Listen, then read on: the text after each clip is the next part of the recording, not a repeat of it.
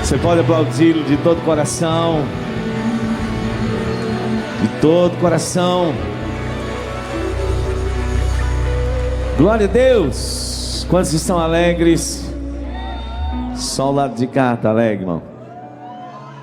Será que é porque é Blumenau, Navegantes? Não?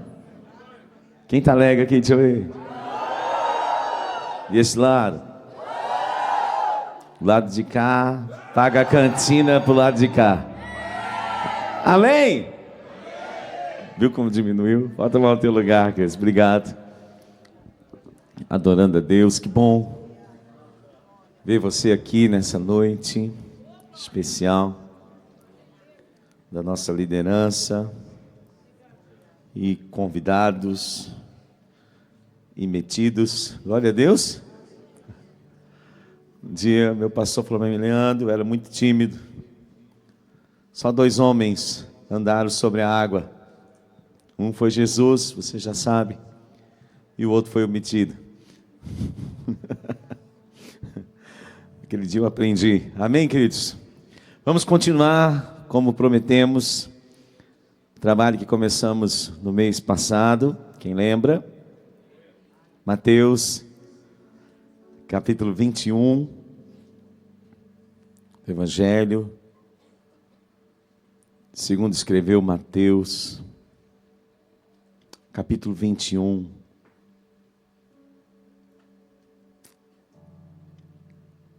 Quem encontrar, diz amém. Quem trouxe Bíblia, de papel, de vidro, de papel, de vidro. Já está meio a meio. Quem trouxe pergaminho? As tábuas da lei. Todos encontraram? Vamos então à leitura. Diz assim: quando se aproximaram de Jerusalém e chegaram a Betfagé, ao Monte das Oliveiras, onde, com a graça de Deus, nós vamos ano que vem de novo. A caravana está se andando meio juntinho já. Glória a Deus.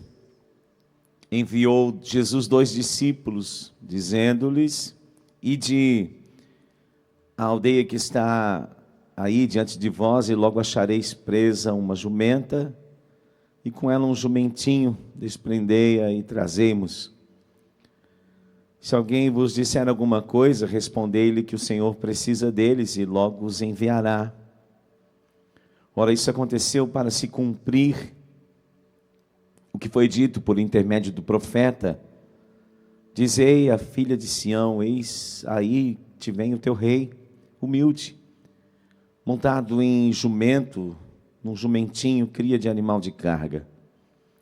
Indo os discípulos e tendo feito como Jesus lhes ordenara, trouxeram a jumenta e o jumentinho, então puseram em cima deles as suas vestes, e sobre elas Jesus montou.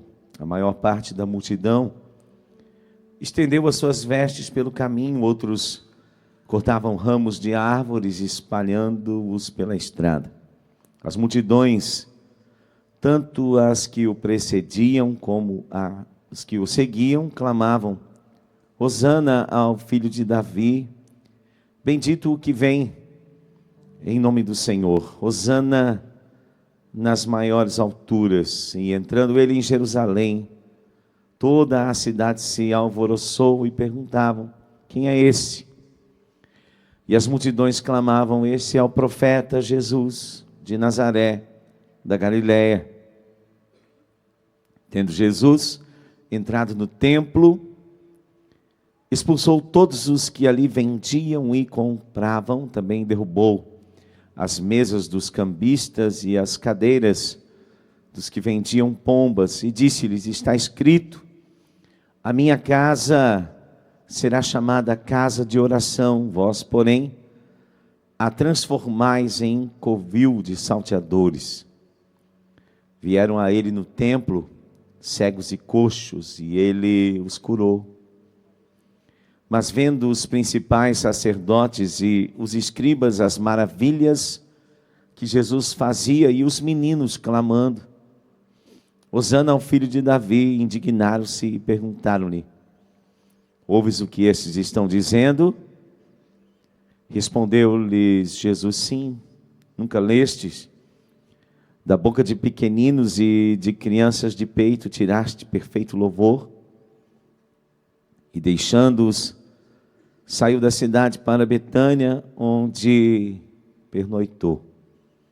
Cedo de manhã, ao voltar para a cidade, teve fome, e vendo uma figueira à beira do caminho, aproximou-se dela e, não tendo achado senão folhas, disse: nunca mais nasça fruto de ti. E a figueira secou imediatamente. Vendo isso, os discípulos admiraram-se e exclamaram: como secou depressa a figueira. Jesus, porém, lhes respondeu: em verdade vos digo que, se tiverdes fé e não duvidares, não somente fareis o que foi feito à figueira, mas até mesmo a este monte disserdes: ergue-te e lança-te no mar, tal sucederá.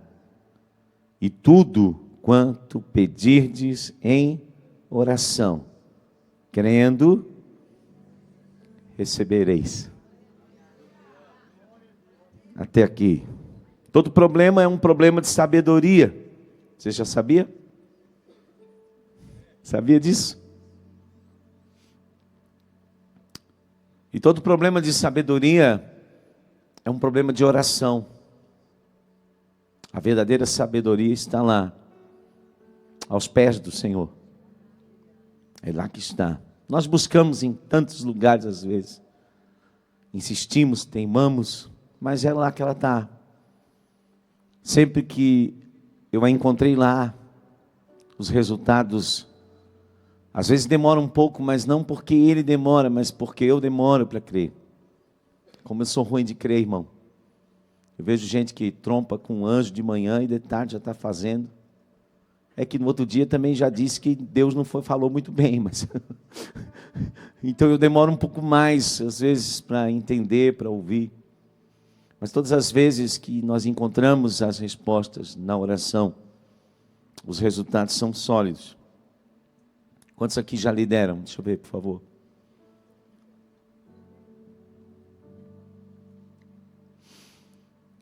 Na liderança, eu quero falar um pouco o coração dos líderes, de líderes hoje. Quem aqui sente no seu coração que já deveria estar um pouco mais além, como se Deus já tivesse algo melhor ou maior para você, ou um alcance maior naquilo que você está fazendo, mas você sente como se tivesse algo que você ainda não sabe e que a hora que você ficar sabendo, isso vai mudar. Tem alguém? Seja sincero. Isso é um processo normal, natural, de cada fase da liderança. Eu descobri que ela é feita de fases, de momentos. Às vezes nós usamos analogias de coisas, espaços físicos, para tentar explicar, mas na verdade, todo limite ou toda limitação é algo que a minha mente ainda não entendeu. Quando eu comecei a entender vida no Espírito, eu lembro que a primeira vez que eu ouço sobre isso, abre um choque dentro de mim, porque eu via a oração, a gente via, até vamos falar, né, da manifestação mais comum, que é a oração em outras línguas, ou em línguas para nós pentecostais, como um enfeite da virtude, como um enfeite do culto. Quando as coisas esquentavam espiritualmente, então, uau! Vamos orar agora em língua. Agora é hora. Não podia orar se não fosse como uma expressão de virtude. Ou então, quando eu estava aprendendo a falar para não deixar muita lacuna na oratória, eu botava umas línguas estranhas no meio. Até vir o próximo pensamento, até fazer o link. Já aconteceu com alguém aqui ou só comigo? Bota um cheiro no meio, até vir a próxima revelação. Normal. E depois eu descobri que não, que isso é parte de um processo de edificação. Paulo vai dizer assim, aquilo que os olhos não viram, aquilo que os ouvidos não ouviram, aquilo que jamais desceu ao coração do homem, é o que Deus tem preparado para aqueles que o amam. Mas como Deus faz chegar? Como eu recebo isso? Que os meus sentidos, ou seja, não adianta eu ficar procurando captar isso com os meus sentidos, que esse lugar que Deus tem preparado não vou encontrar neles, em nada que eu vi, em nada que eu ouvi, e que ainda não desceu ao meu coração. Eu não vou encontrar essa resposta, está em um lugar. Mas eu não acesso pelos sentidos, e nós o tempo todo buscamos captar pelos sentidos. Aquilo que nos impressiona, eu achei muito engraçado quando eu fui na Argentina, né? Porque tudo é grande, né, irmão? Os monumentos, eles têm uma ânsia de ser grandes, então tudo é grande. O cemitério é ponto turístico, porque aqueles túmulos enormes, tudo é grande, é megalomaníaco. Para de uma forma afetar, assim como os gregos, romanos, outras culturas, seus monumentos enormes. Para tentar mostrar uma grandeza aos sentidos como uma expressão de poder. Mas daquilo que Deus tem preparado para nós não acessa por isso. Tem uma jornada. E esses textos, dentro desse capítulo que eu li, a entrada, a purificação do templo, as curas, a figueira. Um dia eu entendi no Espírito como um esboço dessa jornada. De ser levado à fé, de ser levado à maturidade, e de ser levado a compreender a verdadeira liderança nos moldes de Jesus.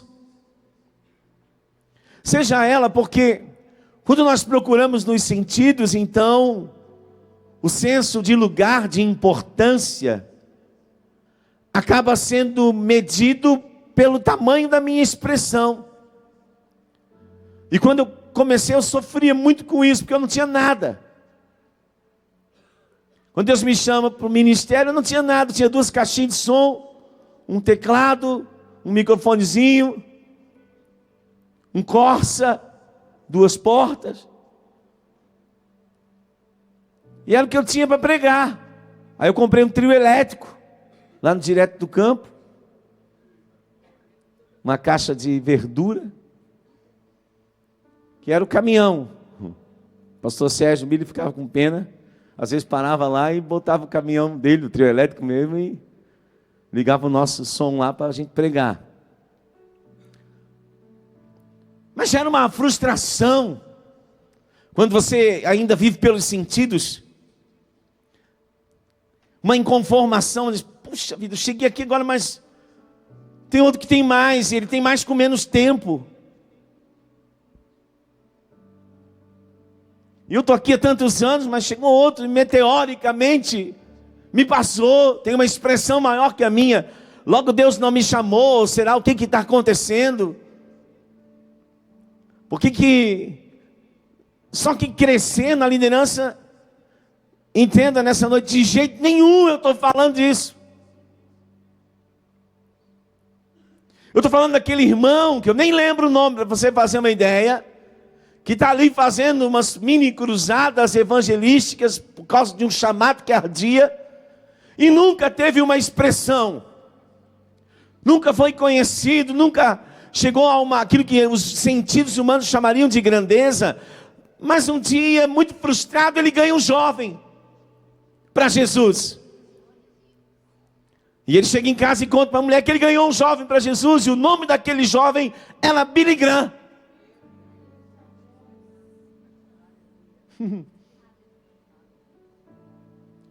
Aí eu não sei, mas lá naquele dia o irmão vai chegar lá. E Deus vai olhar e vai assim, ó, o galardão do Billy Graham, esse aqui o teu é maior. Mas só ganhei o Billy Graham. Pois é. Eu não sei como vai ser esse sistema de medidas. Eu vou chegar lá, Deus, olha, eu plantei tantas igrejas, tal. Por que a irmã na intercessão, que ficava lá atrás, cantando hinos espirituais, por que ela ganhou um galardão maior do que o meu?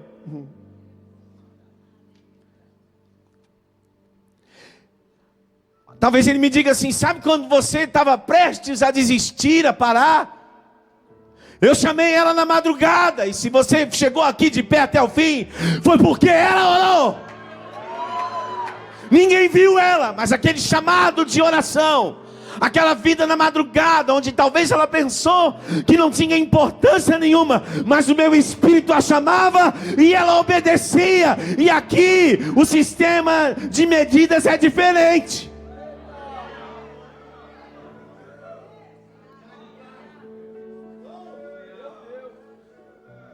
Oh!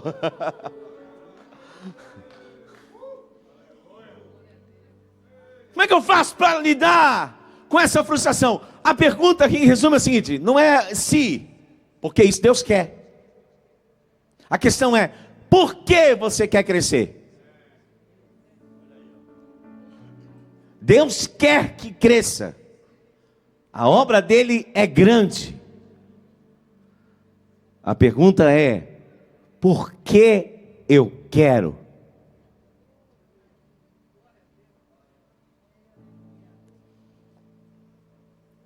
E eu caminhei uns anos assim, irmão, frustrado. Só que eu fui orar, frustrado e orando. De orar eu não parava. Eu descobri isso. Por quê? Nesse processo de edificação, Deus não dá os meus sentidos primeiramente. Eu vejo nesse processo de vida no Espírito, como se o meu espírito tivesse um baú grande assim, minha maneira de ver. E eu estou lá edificando o meu espírito, fora não está acontecendo nada, na minha mente não está acontecendo nada, nos meus sentidos não está acontecendo nada, mas eu aprendi, então eu estou lá no Espírito, depositando. Eu fico lá, ligo o carro, como eu amo fazer isso sozinho, irmão. O pessoal viaja comigo, eu não ligo o som, eu não passo horas em aparente silêncio. Às vezes quando minha esposa está meu amor está bravo comigo, não, só estou orando. Porque eu tenho a facilidade de passar muitas horas em silêncio. Não ligo muita música, não tenho. E eu gosto, hein, sou músico. Mas eu aprendi. E vai enchendo o depósito lá.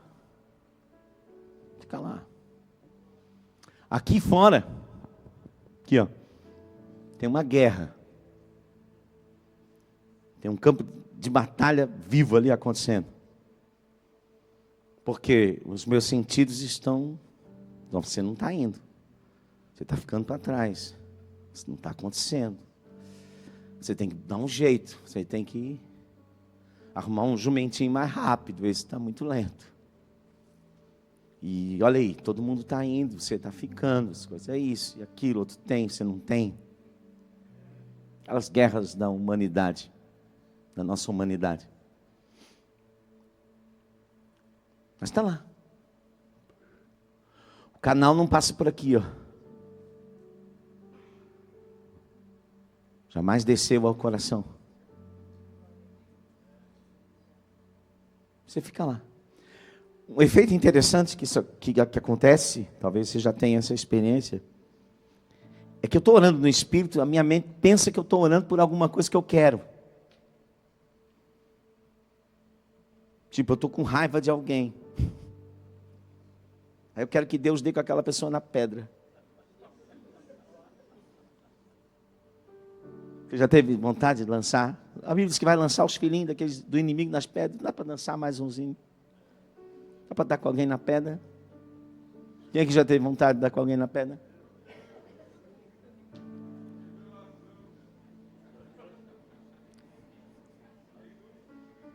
Não é só para eu não me sentir sozinho.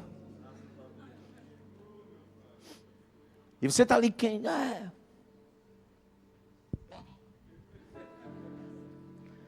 Você está orando no Espírito. E o Espírito está ministrando lá no teu coração assim, ó. Anda em amor.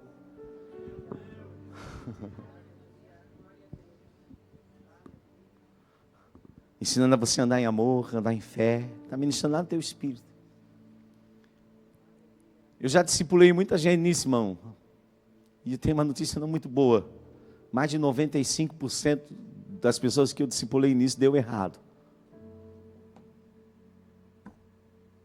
Deu errado. Hoje eu nem faço mais, nem tento mais tanto quanto eu fazia. Deu errado. Mas as que deram certo.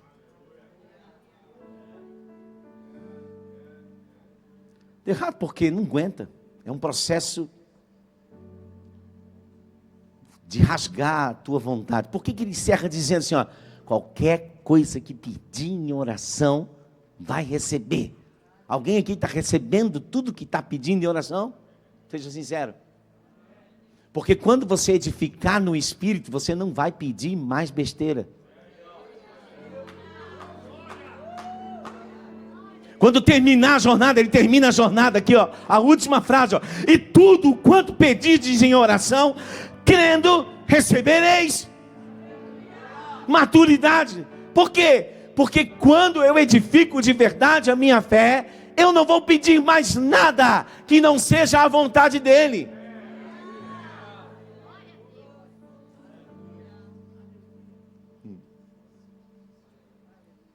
É difícil a jornada. Nós falamos o mês passado da entrada triunfal. É maravilhoso. Quando Jesus entra na nossa vida, irmão. Que fé, hosana. A gente se rende, tira a manta, joga no chão. Irmão, oferta o jumentinho. Limpa o chão com escova de dente. A gente está cheio de alegria. Ele entrou pelos muros, entrou pelas portas. E a cidade se abriu, o meu coração se abriu. Sabe por quê, irmão? Deixa eu falar uma coisa para você. Salvador é bom demais. Quando a gente está se afogando, a gente nem liga para quem vai jogar a boia. Não é verdade, irmão? Pode ser um inimigo, irmão. Você, não, você eu não quero. Não. Salvador pode ser qualquer um. Qualquer um. Qualquer um que me tira daquela dor, qualquer um que me tira daquela pressão. O problema é que muitas vezes eu não posso aceitar, porque automaticamente e moralmente quem salvou tem direito de governar.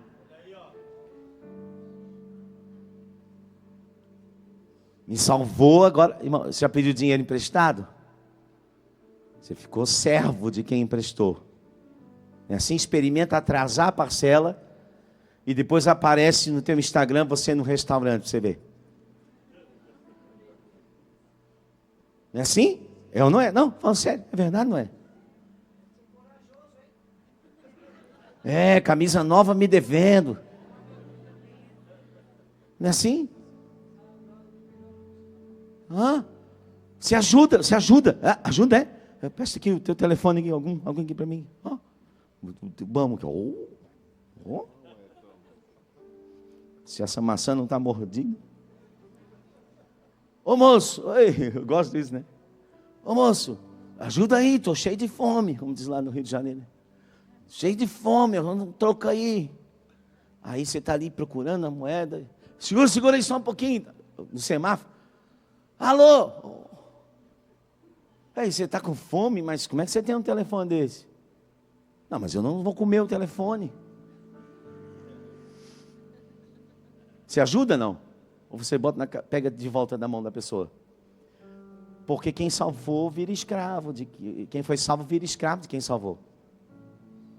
Eu gosto muito do paralítico do tanque, lá de Betesda.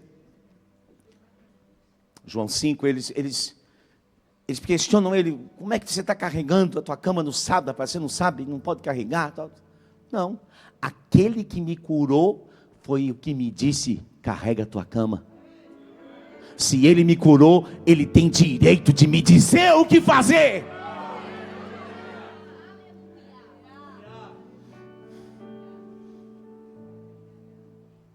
Se ele salvou, ele tem direito de governar. Aí ele entra no templo, tacando os pés, faz um chicote. Por quê? Pergunta para mim. O que ele está querendo acabar?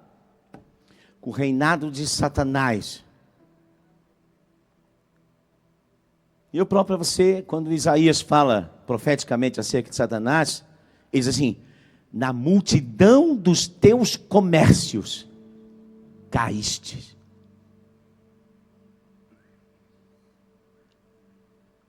Quando você pensou que andar comigo era fazer parte de um negócio,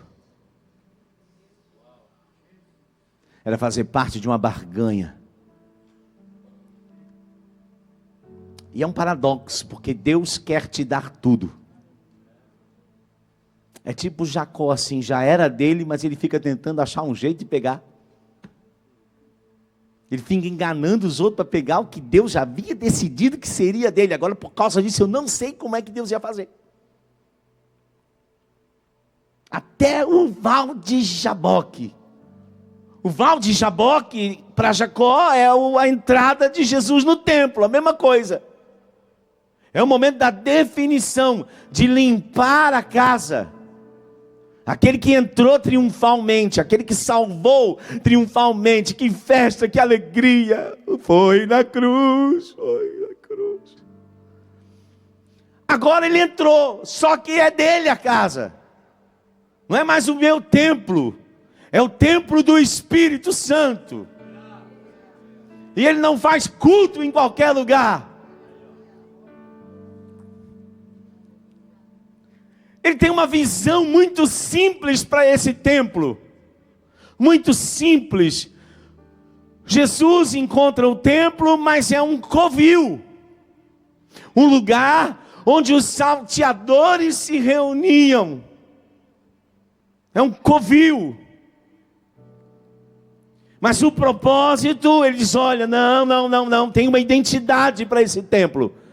Ele diz assim: a minha casa será chamada casa de oração. Simples. Por que a gente quer complicar? Por que a gente... Quando você descobre isso, é uma coisa tão maravilhosa, irmão. Você vai amar muitas coisas que Deus vai te dar, muitas coisas que Deus vai te fazer, mas você não briga mais muito por elas. Quando você descobre... Porque, primeiro, irmão, presta atenção, primeiro é disciplina. Por isso se chama disciplinas espirituais. Porque para viver tem que ter disciplina. E se tem que ter disciplina é porque eu não quero. Eu não tenho vontade. Eu não gosto. Quer ver uma pessoa que está dando errado? É uma pessoa que faz só o que tem vontade. Quer ver alguém dar errado? É alguém que sempre... E quando faz o que não tem vontade, faz resignadamente, que é pior do que não fazer. Alguém já fez uma coisa para você resignadamente, não? Não é pior? Quem falou? É horrível. Não flui. Não anda. Quando Deus me mandou para cá, eu vim resignadamente para Itajaí. Eu estava fora há alguns anos, com a minha família, servindo, e Deus me mandou para cá, era o último lugar que eu queria vir. Mas eu sou obediente, eu vim, só que eu vim resignadamente. E automaticamente as coisas não aconteciam. Aí, Deus falou comigo, usou um homem de Deus, eu estava numa reunião de pastores, e Deus usou aquele pastor profeticamente para falar comigo. Até conheci através do pastor Ney, argentino, importante ter saúde.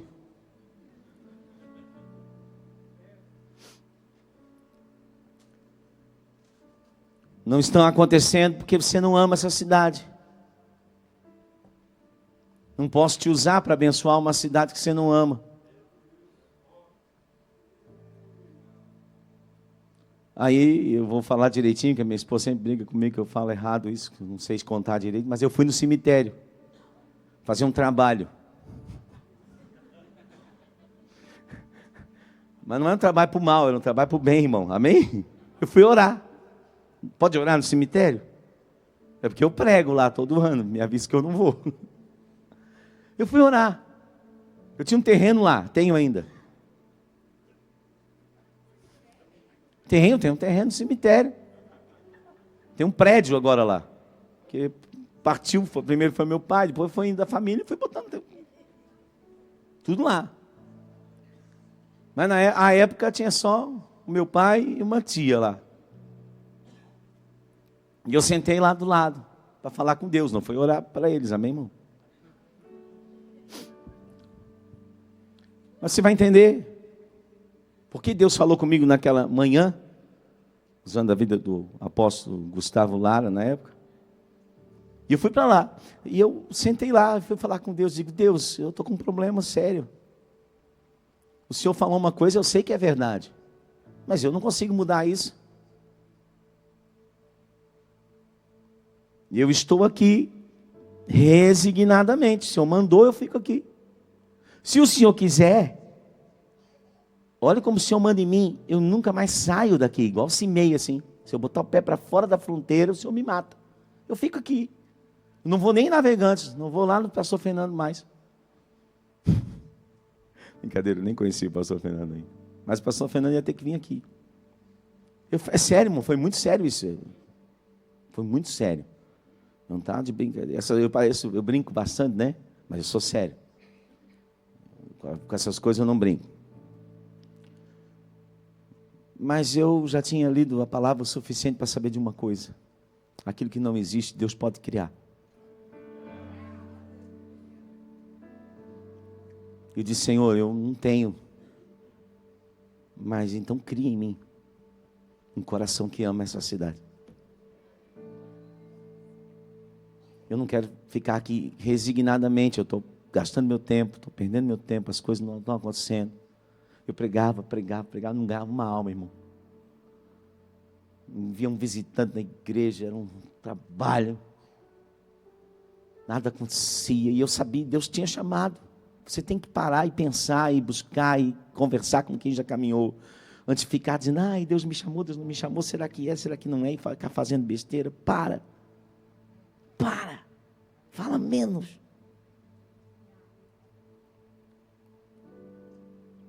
Fala menos. Ouve o Senhor primeiro. Para de agir pela alma, para de agir pela cabeça. Fica se batendo. Parece aqueles carrinhos de pilha de antigamente, que não tinha controle remoto, onde ele ia batendo, a gente ia atrás. Lembra aquele Fusca da Estrela? Meu Deus, né, irmão? Era o melhor que tinha, né? Mas não tinha controle remoto. Ele tinha um negócio que girava assim, parecia aquelas enceradeiras, limpa, vassourinha da China, nova agora. Só que não tinha direção. E a gente achava o máximo aquilo, mas não tinha direção. Aí eu peguei e troquei por um bug e desci uma ladeira e quebrei o braço. Aí foi emocionante. Que não tinha graça. 2 minutos eu cansei. Aí todo mundo queria. Eu troquei por um bug de entrar dentro assim, botei numa ladeira, lá em Blumenau. Quebrei o braço, 1 ano morei em Blumenau, quebrei o braço 2 vezes. Eu era um menino calmo. Deus, eu morro aqui se eu quiser, mas eu não amo. Gera em mim um amor por essa cidade. Irmão, deixa eu falar uma coisa para você. Tudo que você pede segundo a vontade de Deus, Deus faz. Mão de Deus, eu amo viajar. Semana passada estava lá em Pernambuco, com os irmãos, visitando as igrejas. Eu amo. Mas, irmão, quando aquele avião está vindo aqui, chegando aqui em cima, irmão, meu coração, como eu amo essa cidade. Não tem outro lugar, só se Deus me mandar, eu vou ter que ir de novo falar com Ele. Eu amo essa cidade, eu só saio daqui e vou para qualquer lugar que Ele mandar. Qualquer lugar. Mas Ele gera. E aí as coisas começaram a acontecer. Só que dentro desse processo de purificação, de santificação do templo, tem muitas coisas que Deus vai limpar na gente. Mas tem uma que talvez esteja entre as últimas. Quando você realmente vai para o lugar, olha só, depois da purificação, acontecem milagres. O sobrenatural começa a acontecer, não foi assim? Um tipo de louvor diferente começa a acontecer. Começa pelos meninos e para nos críticos. Mas tem louvor, tem adoração, porque a casa é feita para isso. Mas uma das coisas dessas mesas que o Senhor derruba, porque o cambista, vamos falar dele, ele parecia um facilitador. Mas ele era o pior tipo de comerciante que tinha dentro do templo. Mas você olhava para ele, era digno, era um facilitador, um resolvedor de problema. Eu tinha que vir lá, distante, com a minha oferta. Eu tinha que cuidar dela, eu tinha que cuidar do animalzinho, eu tinha que alimentar o animalzinho. Depois eu tinha que passar pela vergonha de pegar aquele animalzinho pela cordinha, atravessar. Ó, pecou forte, hein, pelo tipo de animal. Tá vindo com um boi. Um novilho, ó. Deve ter caído. Não é assim? Já caiu, pastor? Aí, é coisa nossa, irmão. Tinha um irmão pastor que queria saber todos os pecados da gente. E pastor, eu vou contar. Ele é doido, irmão. Aí o irmão queria saber os pecados. O pastor queria dizer, vocês não têm pecado, vocês são muito santos, não sei o quê, ninguém conta. Qual é o pecado do teu pastor, o pecado? Já é gente que é interessada no pecado dos outros, né? Aí, já caiu? Aí o pastor disse assim, irmão, male cai com a minha mulher.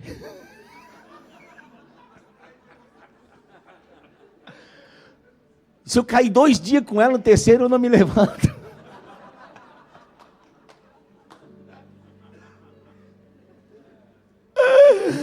Vou cair, pensar em cair com a mulher dos outros, irmão.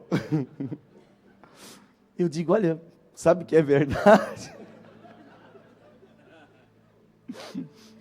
Não preocupado, irmão. Então tinha que vir com a... Volta para a mensagem. Para de pensar nessas coisas.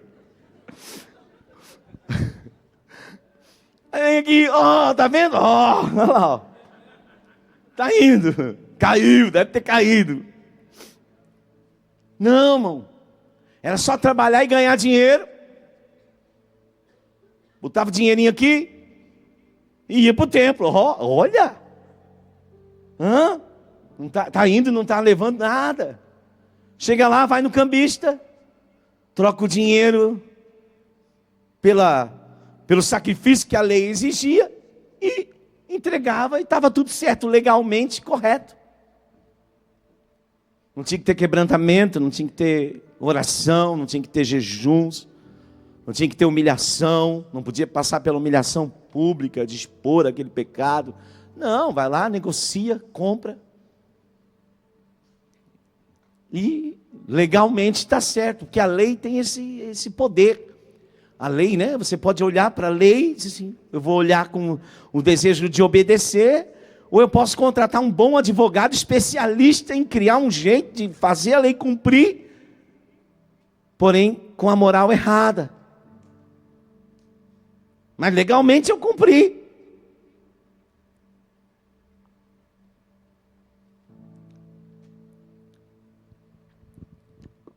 Dentro dessas coisas que Deus começa a purificar, eu acho que que mais mexe com a gente, pelo menos para mim, foi e é. Pensei que era difícil ofertar coisas. Ai, tem gente que sofre tanto nessa fase, né, irmão? Onde Deus pede coisas para você.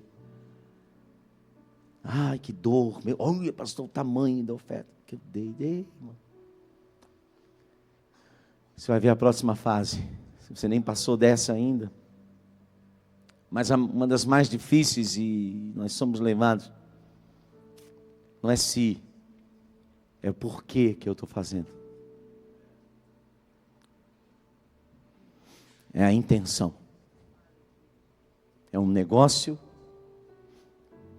Um dia eu estava ajudando um pastor e eu precisava que ele fechasse aquela igreja. Eu já fechei algumas igrejas, ajudei. Melhor coisa que aconteceu. Mas já abrimos outros. Mas às vezes o diagnóstico é que tem que fechar. Não posso fechar, pastor. Por quê? Aquele pouquinho que entra ali ainda me mantém. E eu disse, você sabe que é por isso que não está acontecendo? Quem é que está evangelizando aqui? Não, ninguém, pastor. Quem vai para a rua ganhar as almas? Não, pastor, o meu chamado é diferente, eu não tenho esse dom. Fecha. Fecha. Fecha. Quem é a coluna de oração aqui? Um dia uma irmã perguntou para mim, nós estávamos numa reunião de oração na minha casa, bem no comecinho. Coluna de oração? Não tem esse negócio não, eu oro. Não, quem é a coluna de oração desse ministério? Quem são as colunas? Não tem.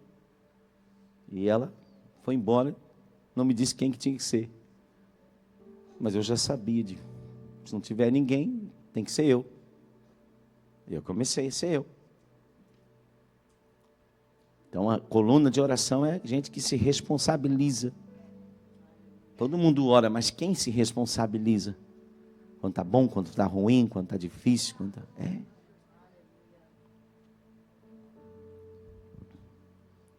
Um dia eu perguntei para um homem de Deus de uma grande igreja, por que a gente lá atrás tem as intenções, né? A gente julga as coisas. E eu disse, por que a panelinha aqui é tão fechada? Tem uma panelinha aqui que ninguém mexe. Aí ele olhou para mim assim e disse, é porque quando começou, a gente reunia assim, quem vai vender o carro esse mês? Para pagar as contas. Aí alguém vendia. Todo mundo quer fazer parte da panelinha, mas quem quer sacrificar? Quem quer assumir responsabilidade? Quem quer pegar junto quando não é você que está liderando, quando não é você que aparentemente está brilhando, quando não é você que vai pegar o microfone, você vai ficar atrás da cortina intercedendo. Então Deus vai tratar com as intenções.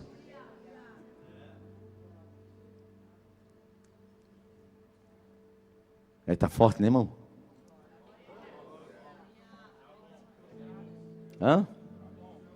Mas eu tenho esperança de que alguém saia daqui e o teu ministério vai tomar uma outra proporção.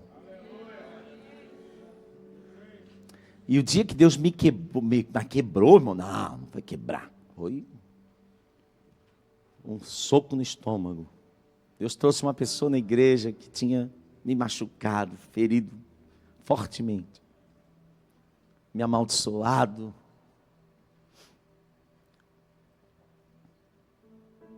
E a gente sempre foi perdoador e reconciliador. E trouxemos aquela pessoa aí. Eu disse, agora ele vai ver. Vem cá ver, olha que o prédio que eu fiz. Olha que coisa linda a minha estrutura. Olha que altar, olha aqui o som, olha o carpete, olha o piso. Tem piso em tudo. Olha que coisa maravilhosa, as salas, tudo lindo. Meu Deus, que coisa maravilhosa. Vem cá ver agora, vem.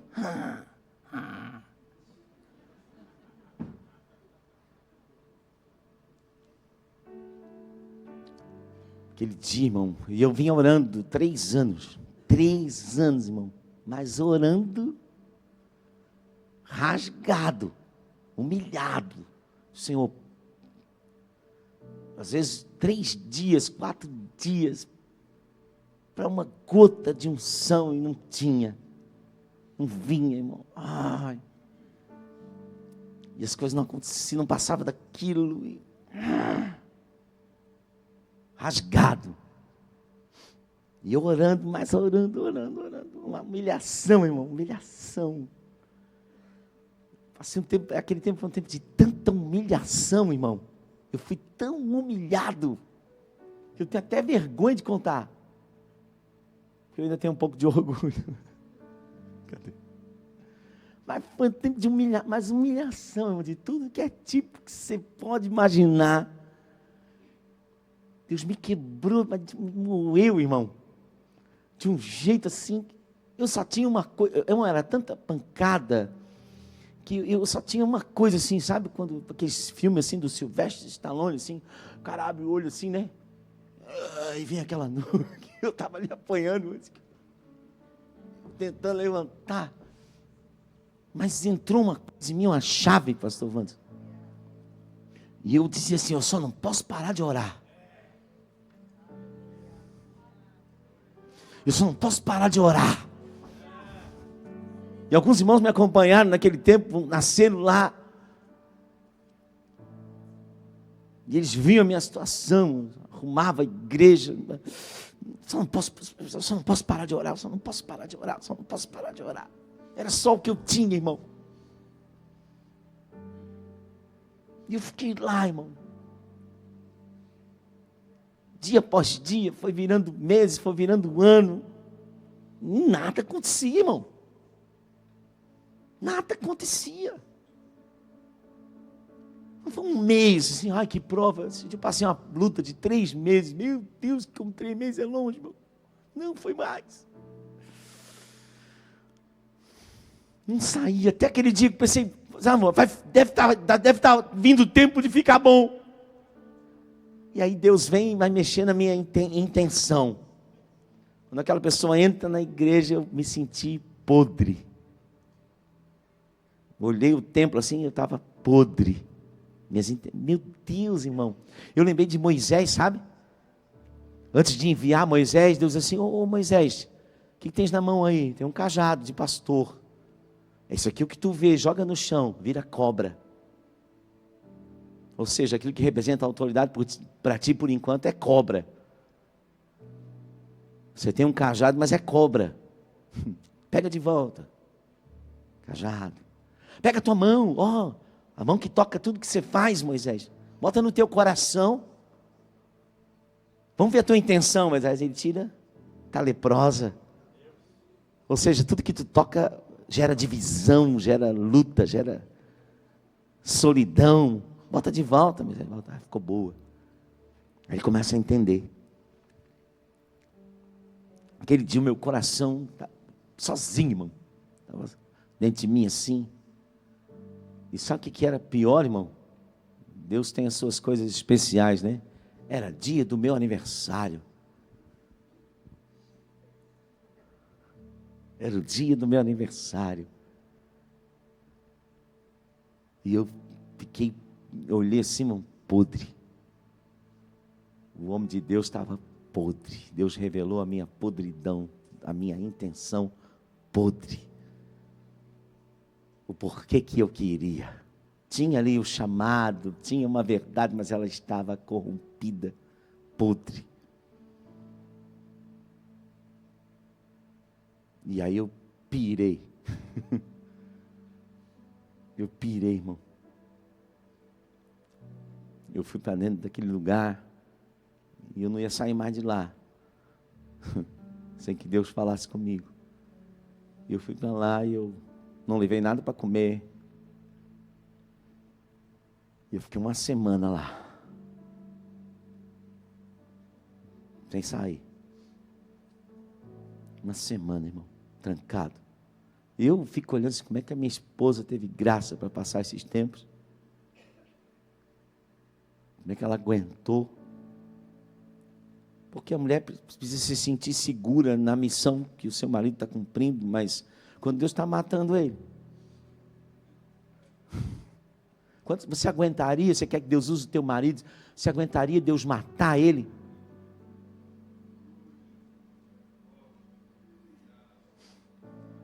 Você suportaria Deus moer ele? Para quebrar todas essas cracas?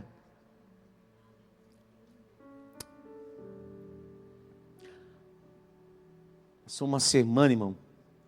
Deus falou comigo. Eu peguei aquela chave, entreguei aquele lugar, com tudo que eu tinha gasto, com tudo que eu tinha investido, aquele palácio que eu tinha feito, para mostrar como o meu ministério vai, uau! E nós fomos para uma marcenaria velha, fechada há 20 anos, meu cunhado tinha alugado, tinha cultuado ali uns tempos, tinha alguns irmãos, e ele ia embora para o Chile, só. Tem a marcenaria lá. Tem 4 cupim ungidos que segura ela de pé.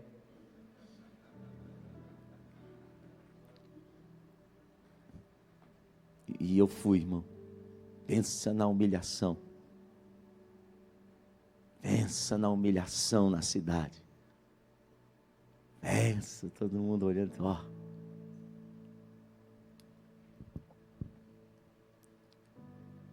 Deus estava limpando a casa. Quando nós inauguramos aquele lugar, irmão, pensei que a enchente de 2008 ia vir toda num dia só depois. A chuva. Mas aconteceu uma coisa, eu já contei que a glória voltou. A unção, ela vem depois da obediência. Quando você resiste e tenta fazer do seu jeito, você pode até fazer algumas coisas. Os magos do Egito também faziam. Moisés faz, eles fazem. Moisés transforma, eles transformam também. Ixi, isso aí já está antigo, nem o Biriba faz mais. Nem lá no circo eles fazem mais esses numerozinhos aí, ô Moisés.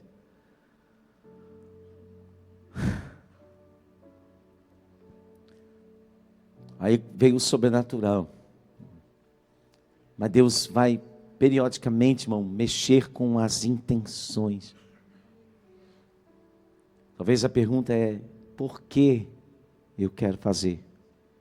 Ou por que eu estou fazendo? Por que eu quero que Deus faça isso? Por que eu quero que Deus me unja? Por que eu quero pregar? Por que eu quero cantar? Por que eu quero tocar? É só porque eu gosto, porque é bonito, porque as pessoas admiram, elas batem palma, elas pagam o lanche depois do culto, elas me convidam, elas me chamam. E por quê? Pela oferta. Pela oferta.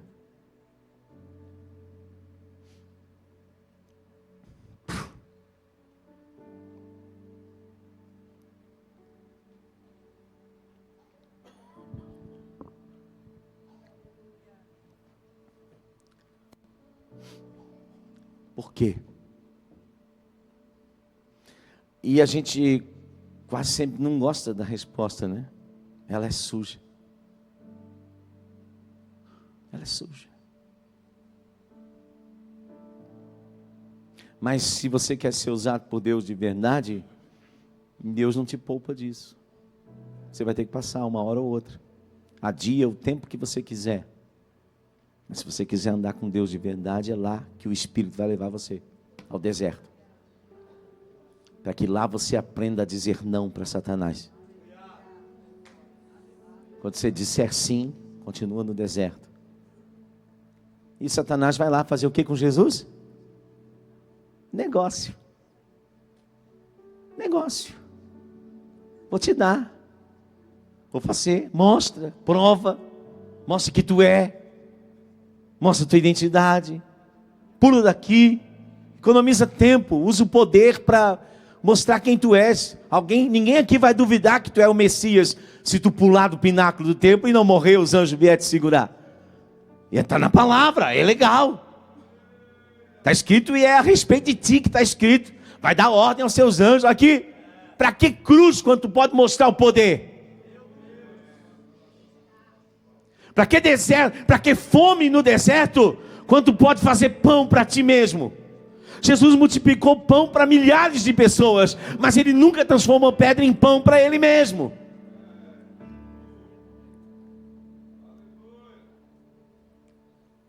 Para isso Ele se submete aos anjos. Os anjos têm que vir servir depois. Você está entendendo, irmão? o processo de ser um homem espiritual, de ser uma mulher espiritual. Deus vai mexer profundamente com as nossas intenções. E você pode ir para onde você quiser, você pode se esconder. Leia o Salmo 139, de onde eu me esconderei de ti? Sonda o meu coração, me conhece. Ele não estava se gabando, ele disse: por favor, me ajuda a ver se há em mim algo que não te agrada.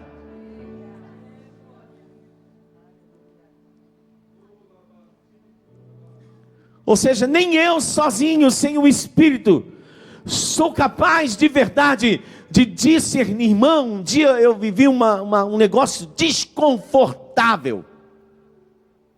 Eu fui convidado para uma conferência, e eu peguei o avião até São Paulo. De lá eu ia encontrar com alguns irmãos, e era uma conferência missionária, e os jovens que estavam naquele trabalho missionário iam levar gente para aquela cidade.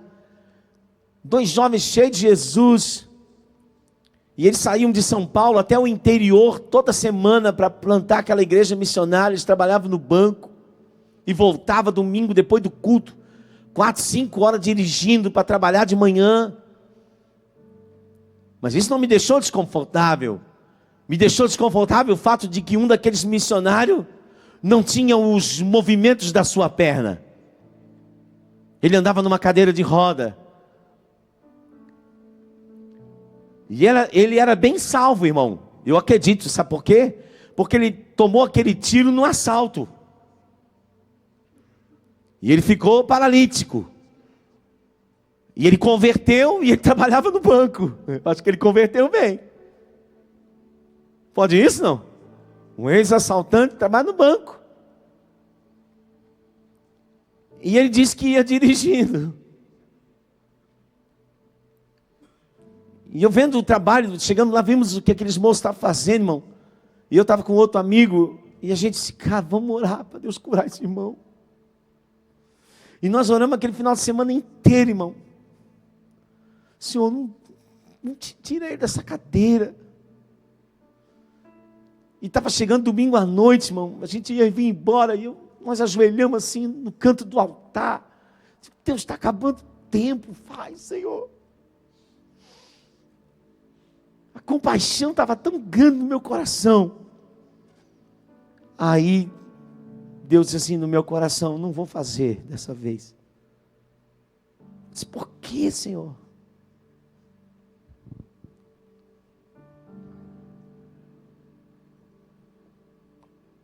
Que amanhã vocês vão me encher a internet de foto para promover o ministério de vocês. Vocês não querem que ele saia da cadeira de roda. Olha o que ele está fazendo numa cadeira de roda. Olha o missionário que ele é numa cadeira de rodas. Vê se a cadeira de rodas impede ele de cumprir o chamado. Vê se, mano do céu, para o carro, tem que desmontar a cadeira, bota aí na cadeira, vai no banheiro, vai, desmonta a cadeira, pega no carro. E ele vai dirigindo, ele não abre mão. Ele não confia em quem tem perna.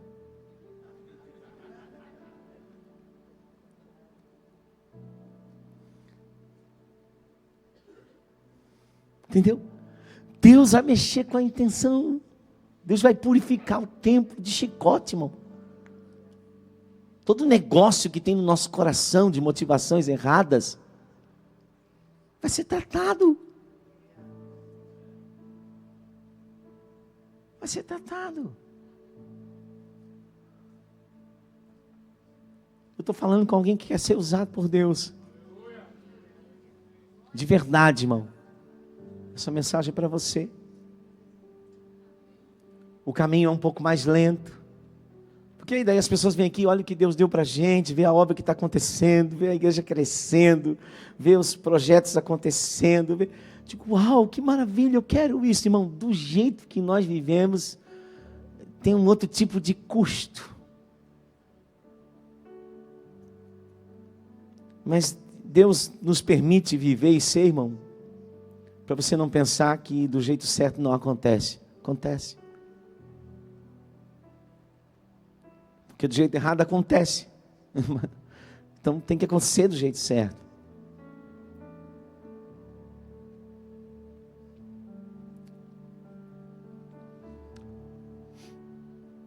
E é difícil não vender.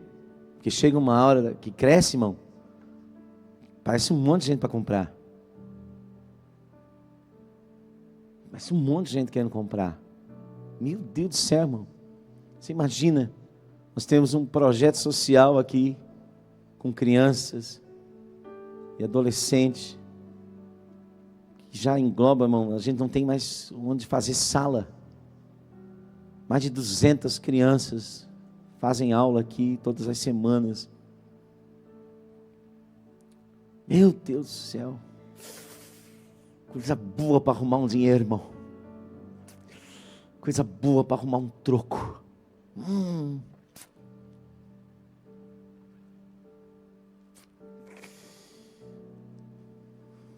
Coisa boa, irmão. Uma igrejinha lá com 100 pessoas. Candidato, ó. Gosta demais. Um empreguinho para teu filho. Negocinho, um carguinho para tua filha. Vende a igreja. Faz um negocinho, só uma oraçãozinha no púlpito. Aí eu digo assim, quer orar, vai lá na minha sala, mas a maioria não vem. Ora por mim, pastor, vou lá domingo, pastor, orar por mim. Sim, chega mais cedo, porque é na minha sala.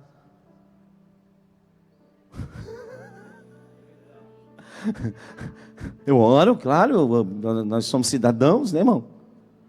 Tem que abençoar, autoridade, nada a ver. Eu sou cidadão, eu tenho meus amigos, vem aqui, congrega. Vem. Mas pastor, dá um microfone? Não, querido, microfone não. Paga um sorvete depois do culto. Quer segurar alguma coisa? Mas não é porque, não, irmão.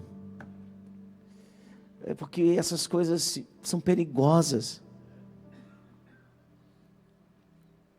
São perigosas. Essas coisas são perigosas para o ministério. São perigosas para aquilo que Deus está fazendo. Pastor, olha, gostaram aí da tua igreja. Cantor fulano quer ir aí. Digo, mas ele cobra. Cobra, mas de ti não vai cobrar. Mas todo mundo sabe que ele cobra. E se cobra, é cobra. Eu não trago, irmão. Não trago. Não trago quem cobra. É cobra. Faz o show lá, eu não tenho nada contra, é artístico. Ah, tá, para não ser tão chato. Né? Dizer, não, irmão, mas essa não é a origem de recursos do ministério. Você quer ser obreiro? Você tem que viver de dízimo e oferta. Deus chamou você para o ministério? É dízimos e ofertas, o lugar de provisão de Deus para você. Se você quer ser itinerante e não tem coragem de se submeter às ofertas, vai trabalhar de outra coisa. Eu não vi lá, Deus deu apóstolos, profetas, evangelistas, pastores, mestres e itinerantes.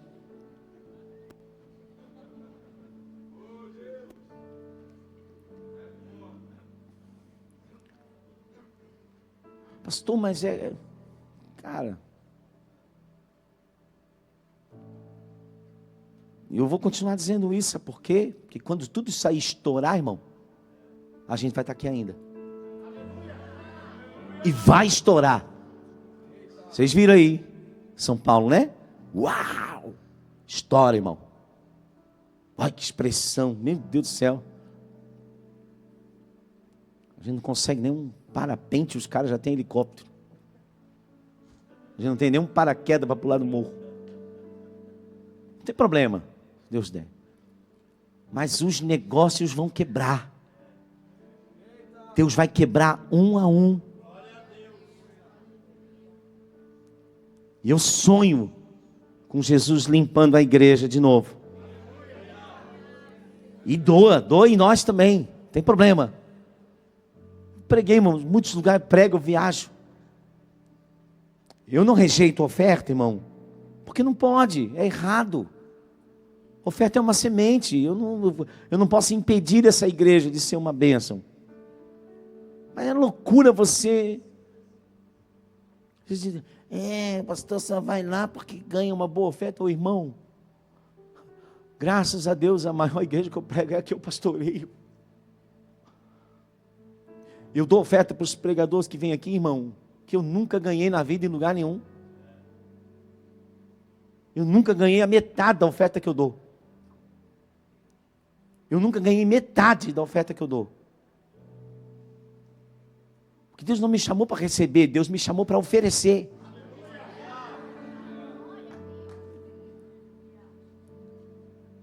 Eu estou falando sério, nunca ganhei a metade de oferta que eu já dei.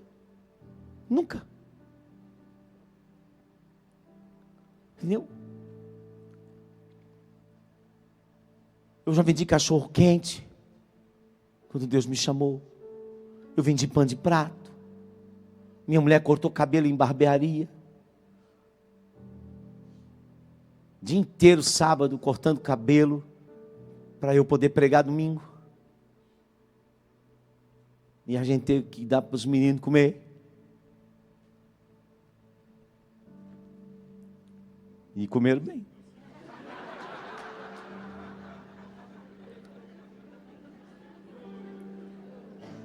Pintei grade de funerária.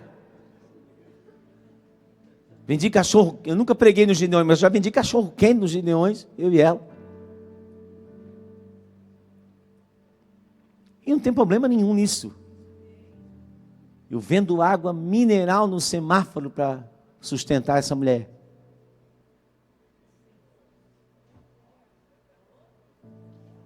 Vendo?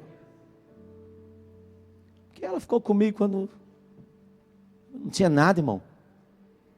Ela ficou do meu lado, quando eu nem merecia. 30 anos.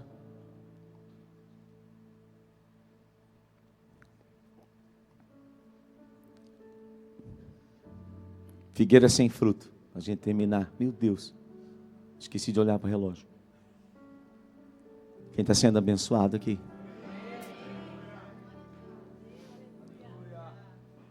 Milagres. Sobrenatural. Jesus vai em Betânia descansar, volta. Está com fome. Eu acho que é porque ele incomodou a Marta. Aí Marta não cozinhou. Então ele volta para brincadeira, eu acho. Minha mente, irmão. Tem uns testes aí que se eu fizer eu não passo.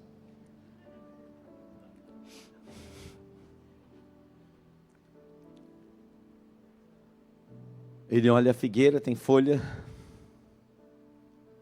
não tem fruto. E ele diz: nunca mais ninguém coma nada de ti.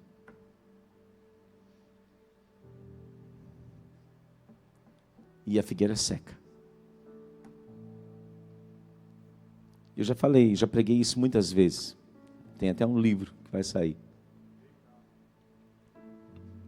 Em Marcos, quando Marcos relata, ele diz assim: tende fé em Deus. Ou tendes fé como Deus tem. É claro, ninguém tem mais fé do que Deus. Ele é Deus, ele estava lá. Ele sabe tudo, vê tudo, criou tudo. Tendes fé como Deus tem. Quando Deus fala, não há nenhuma dúvida nele que vai acontecer. Mas por que para ensinar a fé de Deus, ele usa um exemplo negativo, o único exemplo negativo de fé que ele usa? Isso é que veio no meu coração, pastor Ney. Por que ele não manda a figueira encher de frutos? Ele manda ela secar. Ele estava com fome, era natural, encha de fruto. Amanhã ele passava lá, uau, olha Senhor, que milagre, a figueira que tu abençoaste, frutificou. Por quê? Pergunta para mim. Você aguenta mais 5 minutos? Para aqueles que não sabem. Porque o fruto é uma manifestação exterior de uma realidade interior. Estava na estação de dar frutos, porque ela tinha folhas, mas não tinha frutos. Talvez você não entenda, porque você está na estação de dar frutos, e os frutos estão demorando. E Deus vai dizer para você assim nessa noite: é porque eu vou alinhar a realidade exterior primeiro com a realidade interior, Quando você quiser dar fruto, primeiro muda o interior. Porque Deus não vai brigar com você, irmão. Você imagina um grande portão de ferro, trancado, e você vai por fora, e bate com um trator, e pega aqueles troncos e bate no portão, e ele é forte, não aguenta, mas vai uma pessoa pelo lado de dentro, com a chave e gira, e sem resistência, ele abre. Por isso assim, eu estou à porta e só vou fazer toque-toque, eu não vou forçar a porta, mas se você abrir, eu vou entrar.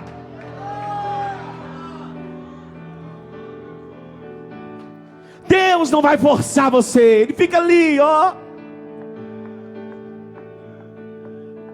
batendo, e a gente fica se batendo. Arromba, Jesus, arrebenta, não, gira a chave, Ele vai dar uma chave. Você está a uma chave do próximo passo, irmão. Você está a uma chave de um novo nível de unção. Você está a uma chave de um crescimento sobrenatural, a uma chave.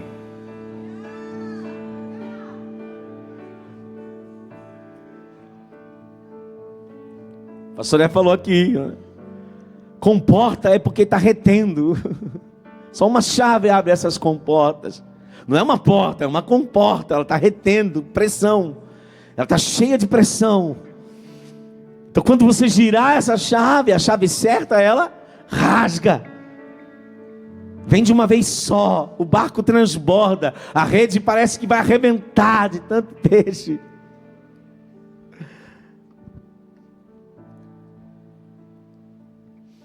Por que ele usa o exemplo negativo de fé para ensinar sobre fé?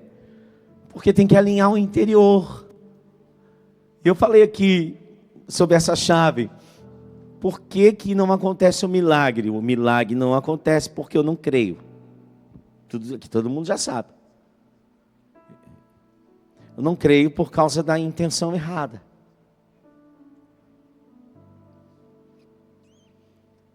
E como é que eu resolvo esse problema? Como é que eu resolvo essa equação? É uma frase que não tem nada a ver, mas eu gosto dela. Se eu não creio que Deus vai fazer o que Deus disse que vai fazer, eu não consigo crer que Deus vai fazer o que Deus disse que vai fazer. Eu disse que não tinha nada a ver?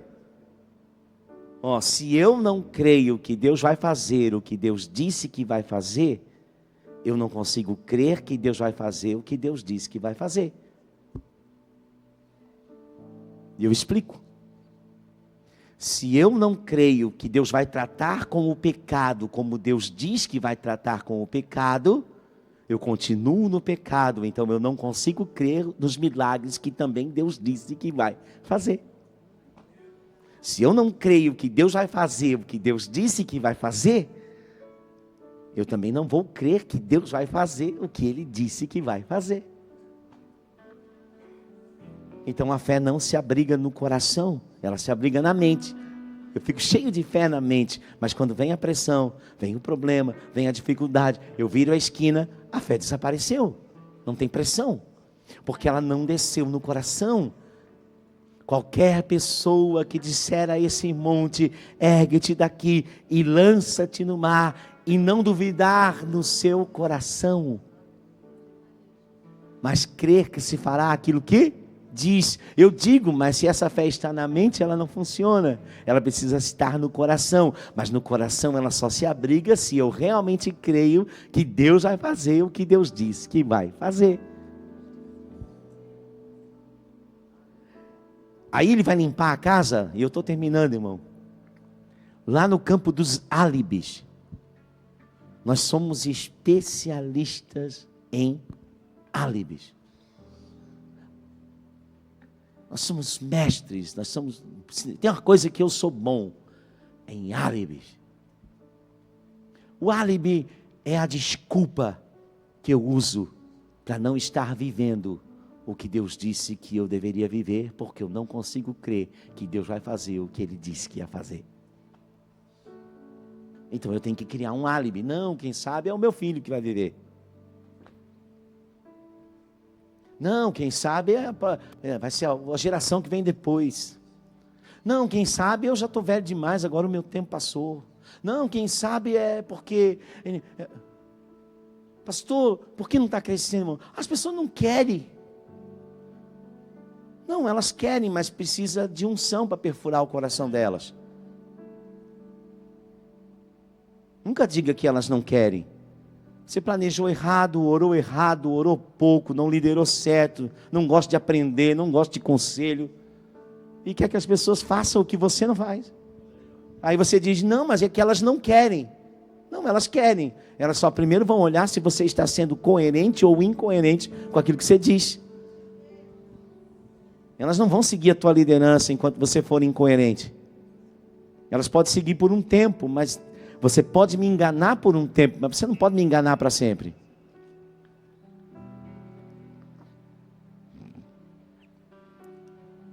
Então ele vai tratar lá no fundo. Aí eu tenho que voltar lá em Gênesis.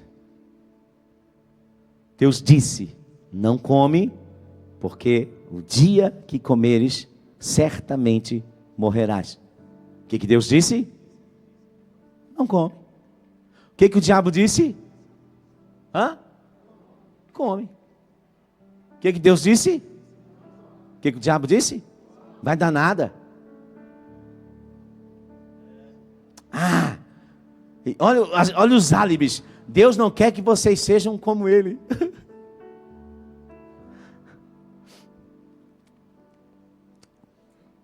Come, Eva, vai emagrecer.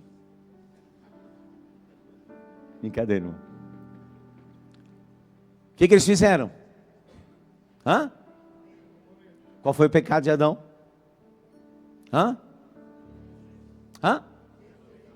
Não. A desobediência é consequência do pecado.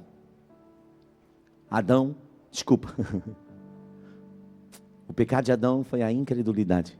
Não crer que Deus faria o que Deus disse que faria. E quando eu não creio que Deus vai fazer o que Deus disse que vai fazer, eu também não consigo crer que Deus vai fazer o que Ele disse que ia fazer. Entendeu? E eles perdem o acesso à glória. Eles não podem mais entrar naquele lugar.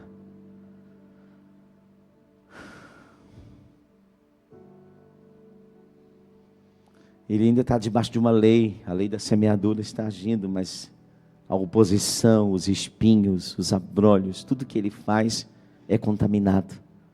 Tudo que ele faz cresce um impedimento, tudo que ele faz tem sempre uma coisa espinhando, tem sempre uma coisa poluindo, tem sempre uma coisa parando, tem sempre uma coisa que parece que está indo bem, tem sempre uma coisa cíclica. Aí Paulo vai dizer assim, não vos conformeis com este ciclo. A gente fala tanto de ciclo, né, irmão? Mas a pergunta é, você está conformado com o ciclo que você está vivendo? Ele diz, não vos conformeis com este século, com este círculo, com esse ciclo, mas transformai-vos pela renovação do vosso entendimento, para que experimenteis a boa, agradável e perfeita vontade de Deus. Adão, onde tu estás? Deus, eu ouvi a tua voz e temi. Por acaso, Adão, você não creu que eu faria o que eu disse que faria? É que eu tive vergonha, porque eu estava nu. Quem te mostrou que estava nu? Ele não estava nu. Quando Deus fala com Adão, ele estava nu? Não estava. Ele já tinha feito roupa para ele. E Gênesis 3 vai deixar bem claro, as roupas que eles haviam confeccionado eram roupas de folhas de figueira. E Deus olha para Adão e Eva, vê que tem folhas, mas não tem fruto. Fica de pé comigo.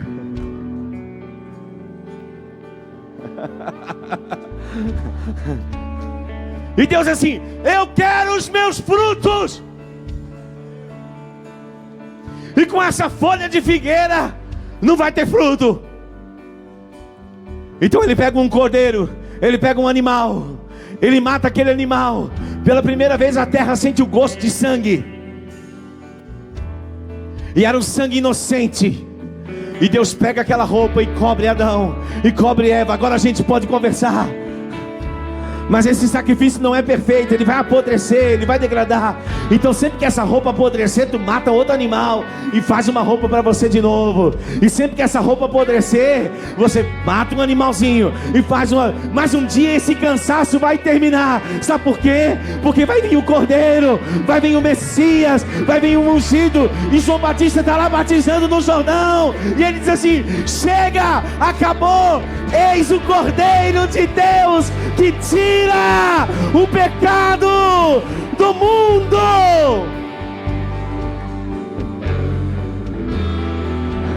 Aleluia. E eu vou lá, e você vai lá, e nós somos lavados no sangue do Cordeiro.